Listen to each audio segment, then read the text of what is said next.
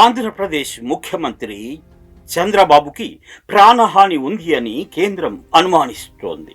దీంతో ఆయన భద్రతను పటిష్టం చేస్తున్నారు. ప్రధానమంత్రి, రాష్ట్రపతి వంటి నాయకుల సెక్యూరిటీ టీంలోని కమాండోలను అమరావతికి పంపిస్తున్నారు. చంద్రబాబుకు ఎటువంటి హాని కలగకుండా చూసే బాధ్యతను కేంద్ర బృందాలు తీసుకుంటున్నాయి.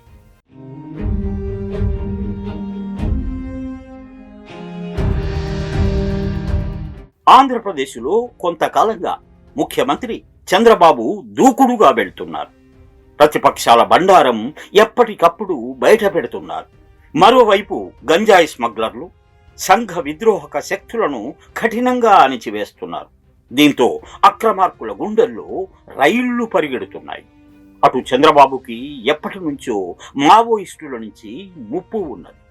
ఈ విషయాల మీద కేంద్ర నిఘా వర్గాలు సమాచారం సేకరించాయి.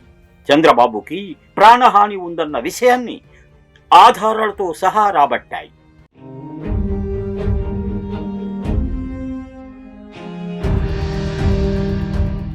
ఈ పరిస్థితుల్లో చంద్రబాబు భద్రత మీద కేంద్రం కొన్ని నిర్ణయాలు వేగంగా తీసుకుంది.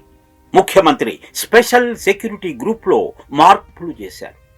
సీఎం భద్రతా విషయంలో బ్లాక్ క్యాట్ కమాండోలు, ఎన్ఎస్జీ మరియు ఎస్ఎస్జీ సిబ్బంది ఉన్నారు. వీరికి తోడుగా ఇప్పుడు కౌంటర్ యాక్షన్ బృందాలు కూడా వచ్చి చేరాయి. ఈ టీంకి పని కూడా కేటాయించారు.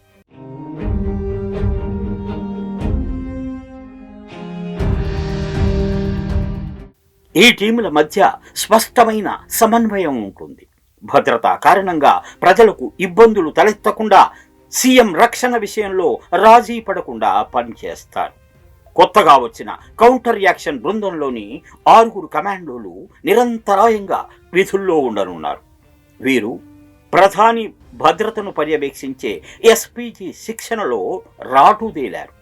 వీరికి ప్రత్యేక డ్రెస్ కోడ్ను అమలు చేస్తున్నారు.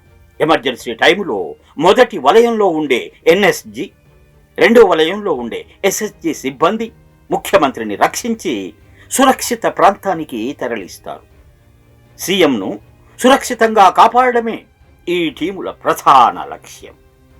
అదే సమయంలో బయట నుంచి దాడి చేసే వారిని సమర్థంగా ఎదుర్కోవడంపై కౌంటర్ యాక్షన్ టీం దృష్టి సారిస్తుంది.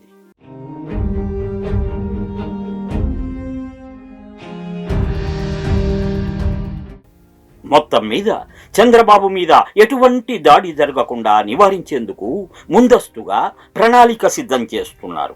ఒకవేళ ఏదైనా దాడి జరిగితే వెంటనే తిప్పికొట్టేటట్లుగా కేంద్ర బృందాలు సమన్వయంతో పనిచేస్తాయి. మొత్తంగా చంద్రబాబు భద్రతకు కేంద్రం అత్యంత ప్రాధాన్యత ఇస్తున్నదన్నది సుస్పష్టం.